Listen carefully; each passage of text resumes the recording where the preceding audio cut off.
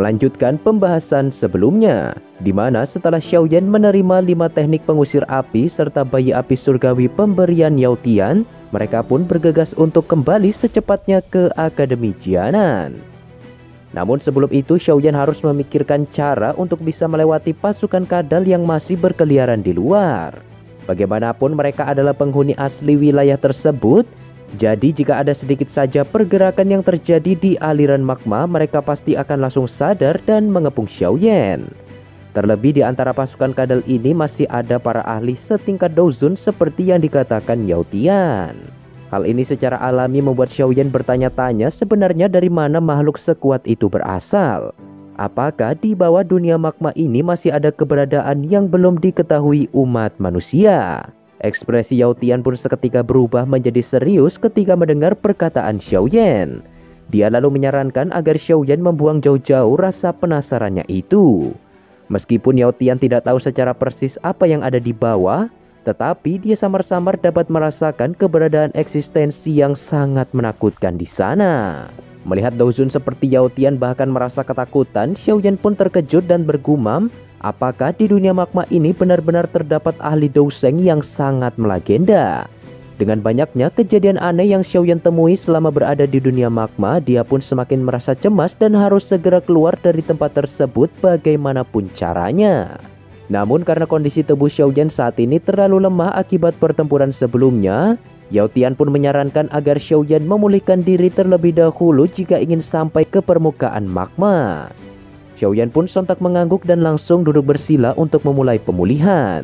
Di situ Xiaoyan tidak melupakan manik-manik api yang telah dia kumpulkan dan berniat untuk menyerapnya. Meskipun manik api ini mengandung energi liar yang cukup kuat, tetapi dengan adanya perlindungan dari api surgawi, Xiaoyan pun tidak perlu lagi merasa khawatir. Setelah menelan manik-manik api tersebut, Douqi di dalam tubuh Xiaoyan pun secara perlahan mulai pulih dan mengalami peningkatan. Karena esensi api ini tidak begitu tinggi, Xiaoyan pun hanya membutuhkan waktu setengah jam untuk menyerap seluruh energi yang terkandung di dalamnya. Begitu proses ini selesai, kegembiraan pun melonjak di wajah Xiaoyan. Dia dapat merasakan kekuatannya kini telah meningkat pesat. Tampaknya perjalanannya menelusuri dunia magma tersebut benar-benar memberikan hasil yang sangat memuaskan. Dikarenakan kondisi Xiaoyan sudah pulih sepenuhnya, Yao Tian kemudian membentuk sebuah segel dan pergi memasuki cincin ruang di jari Xiaoyan. Untuk menyembunyikan keberadaan mereka dari pasukan kadal, Yao Tian pun mengerahkan kekuatannya yang tersisa dan melindungi Xiaoyan dengan teknik spasial miliknya. Namun di tengah perjalanan, Gyo kuno peninggalan klan Xiao tiba-tiba saja bergetar dan membuat Xiaoyan sangat terkejut. Siapa sangka Gyo kuno misterius ini akan bereaksi terhadap dunia magma bawah tanah. Seperti yang dijelaskan oleh Shun-Er, Gyo kuno pusaka klan Xiao ini merupakan peninggalan Dodi, sang ahli puncak yang pernah menguasai dunia. Sesuatu yang ditinggalkan seorang ahli di tingkat ini tentu akan menimbulkan pertempuran berdarah di benua Douqi jika keberadaannya sampai tersebar. Oleh karena itu, selama Xiaoyan bisa mendapatkan harta pusaka tersebut, kemungkinan besar dia akan benar-benar bisa bersaing dengan aula jiwa. Xiaoyan yakin di dasar magma yang tampak dipenuhi kegelapan itu pasti memiliki beberapa informasi terkait dewa kuno Tuoshi. Meskipun kesempatan ini sangat menggiurkan bagi Xiaoyan, tetapi dia bukan lagi seorang pemuda sembrono seperti di masa lalu. Dengan kekuatan yang dia miliki saat ini, Xiaoyan jelas memahami kalau dia nekat terjun ke dalam magma, kemungkinan besar dia tidak akan bisa kembali hidup-hidup. Mengingat seorang elit dusun seperti Yao Tian saja merasa ketakutan dan tidak berani pergi ke sana. Oleh karenanya, Xiaoyan memutuskan untuk melanjutkan perjalanannya menuju permukaan magma terlebih dahulu, dan akan kembali suatu saat nanti ketika kekuatannya telah memenuhi syarat. Tentu saja Xiaoyan tidak akan memberitahu masalah ini kepada siapapun termasuk Yao Tian, dikarenakan masalah besar pasti akan menimpa Akademi Jianan jika berita terkait Gyo kuno serta harta peninggalan Dodi tersebar keluar.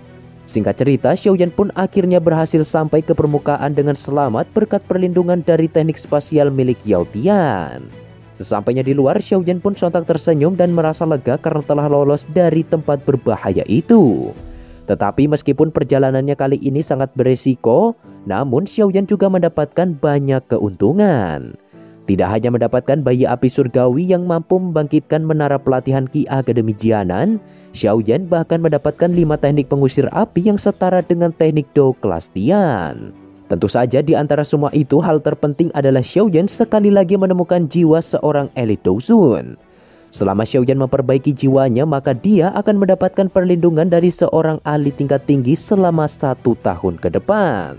Dengan begitu, Xiaoyan tidak perlu lagi merasa cemas terkait keselamatannya saat menjelajahi dataran tengah nantinya. Tak lama kemudian, sosok spiritual yang tidak lain adalah Yao Tian pun perlahan muncul dari cincin penyimpanan di jari Xiaoyan. Setelah sekian lama, dia akhirnya bisa melihat kembali pemandangan dunia luar.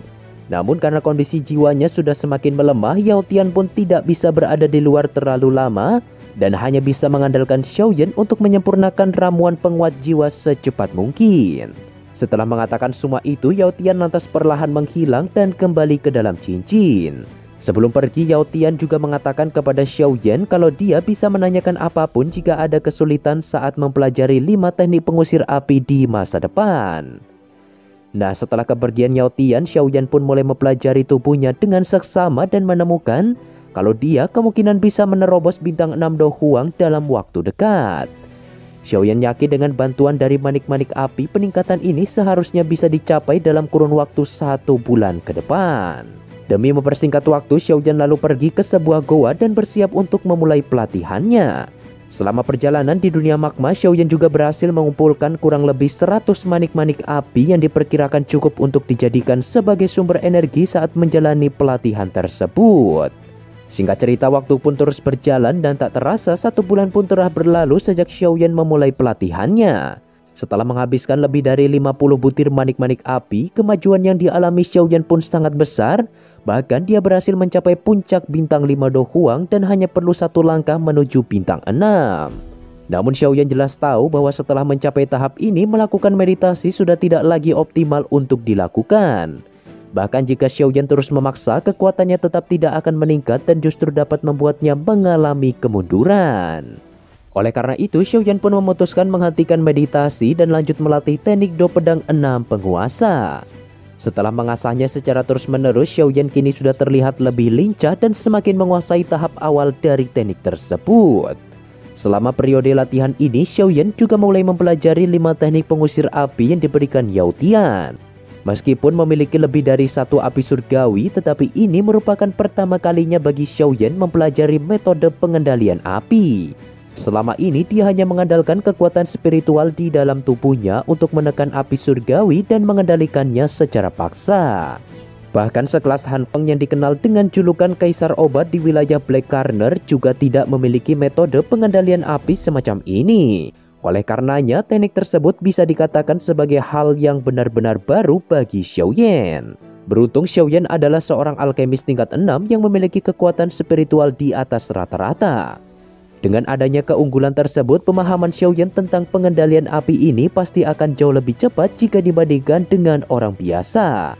Apalagi Xiaoyan sudah terbiasa menggabungkan beberapa api surgawi dan menciptakan teratai Buddha yang secara tidak langsung menggunakan konsep dasar dari metode pengendalian api. Seperti yang diharapkan, Xiaoyan pun tak membutuhkan waktu lama untuk memahami bentuk pertama teknik tersebut. Di situ Xiaoyan lalu membentuk sebuah segel dan seketika sebuah roh api serigala yang merupakan bentuk pertama dari 5 teknik pengusir api pun muncul dan menghasilkan gelombang energi yang sangat kuat. Pada saat yang bersamaan, Xiaoyan pun tiba-tiba merasakan gejolak doqi yang menandakan kalau dia akan segera menerobos. Tentu saja Xiaoyan tidak menyia-nyiakan kesempatan ini dan langsung memasuki mode pelatihan untuk menstabilkan kekuatannya.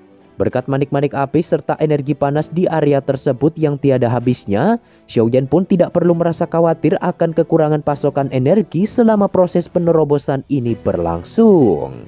Setelah melakukan penyerapan selama 3 hari penuh, Xiaoyan pun akhirnya berhasil menerobos bintang 6 Do Huang. Kemajuan ini tidak hanya meningkatkan kekuatan Xiaoyan saja, tetapi seluruh bagian tubuh Xiaoyan juga ikut bertambah kuat dan dipenuhi energi yang terus meluap. Siapa sangka hanya dalam waktu 2 bulan, Xiaoyan lagi-lagi berhasil menyelesaikan terobosan.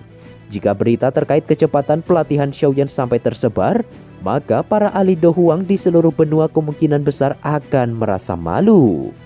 Bagaimanapun, para praktisi di tingkat ini pada umumnya membutuhkan waktu 1 tahun bahkan lebih untuk bisa meningkatkan kekuatan mereka di setiap bintangnya. Tak lama kemudian, Xiaoyan tampak tersenyum puas dan mencoba menghancurkan sebuah dinding batu untuk mengetahui seberapa besar kekuatannya saat ini. Saat proses uji coba tersebut berlangsung, sebuah riak energi tiba-tiba muncul dari arah terowongan yang menuju Akademi Jianan, diiringi dengan munculnya seorang lelaki tua yang tidak lain dan tidak bukan adalah Tetua Suqian. Sesampainya di area permukaan magma, Tetua Suqian lantas bergegas menghampiri Xiaoyan untuk mengetahui apakah kondisinya baik-baik saja. Bagaimanapun, dia sudah berlatih di dunia magma dalam waktu yang sangat lama sehingga membuat semua orang yang berada di luar merasa khawatir. Di situ Tetua Suqian juga dapat merasakan kalau Xiaoyan telah berhasil menerobos dalam pelatihan singkatnya itu. Tentu saja kecepatan ini membuat Tetua Suqian tersenyum kaget dan tak bisa berkata-kata. Bahkan dia sendiri membutuhkan waktu lama untuk menerobos setiap tingkatan saat masih berada di ranah Do Huang kala itu. Xiaoyan pun hanya bisa tersenyum ketika mendengar kata-kata yang diucapkan Tetua Suqian.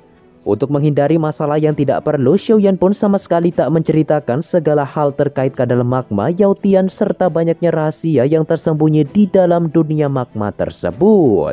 Sembari mengalihkan pembicaraan, Xiaoyan lalu mengeluarkan pot pengumpul api yang telah diisi bayi api surgawi kepada Tetua Suqian.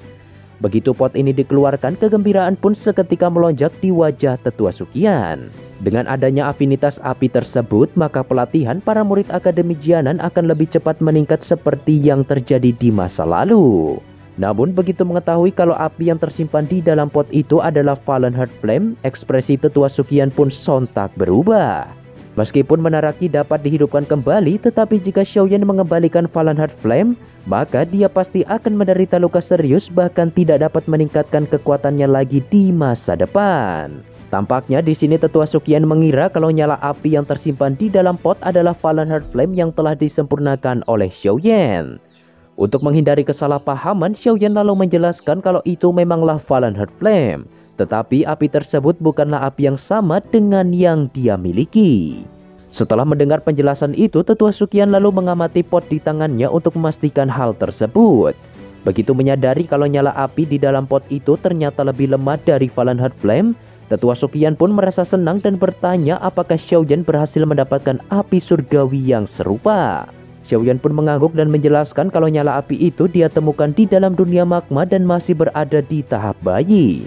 Selama para sesepuh akademi terus merawatnya dengan energi Doqi, maka bayi api ini kemungkinan besar akan dapat berevolusi dan menjadi pelindung Akademi Jianan di masa depan. Sukacita pun perlahan menyebar di wajah Tetua Suqian ketika mendengar kabar gembira yang keluar dari mulut Xiaoyan. Dengan adanya api pengganti ini, maka dia tidak perlu lagi mencari alasan untuk memberikan penjelasan kepada kepala sekolah saat dia kembali ke akademi nantinya. Meskipun selama ini Tetua Suqian selalu mengatakan kepada Xiaoyan kalau semuanya baik-baik saja, tetapi di dalam hati dia selalu mencari solusi untuk menyelesaikan permasalahan tersebut. Bagaimanapun saat itu kepala sekolah mengeluarkan banyak usaha untuk menyegel Fallen Heart Flame sekaligus menciptakan menara pelatihan Qi di akademi dalam. Jika dia kembali dan menemukan kalau Fallen Heart Flame telah menghilang, keributan besar kemungkinan akan benar-benar terjadi. Tak lama kemudian, Tetua Suqian lalu menatap ke arah Xiaoyan dan mengatakan kalau tujuannya datang menemuinya adalah untuk memberitahu informasi terbaru terkait keberadaan Han Feng. Sejak dia melarikan diri dari pertempuran sebelumnya, keberadaannya memang sempat menghilang. Namun beberapa waktu lalu, anggota gerbang Xiao tiba-tiba datang melapor dan mengatakan kalau Han Feng telah muncul di markas Demon Flame Valley. Begitu mendengar informasi tersebut, Xiaoyan pun sedikit tertawa dan berkata, sepertinya orang ini berencana mengambil keuntungan atas kematian iblis hantu untuk menguasai Demon Flame Valley secara menyeluruh. Tentu saja Xiaoyan tidak akan membiarkan Han Feng menghimpun kekuatan lebih besar lagi. Jika tidak, pasti akan ada banyak masalah yang menanti di masa depan. Setelah mengatakan semua itu, Xiaoyan lantas mengepakkan sayap tulang di punggungnya dan bergegas menuju pintu gerbang dunia magma bersama Tetua Suqian untuk mengumpulkan pasukan secepat mungkin. Tampaknya kali ini pertempuran puncak antara kedua murid Yalau tersebut akan sepenuhnya diselesaikan.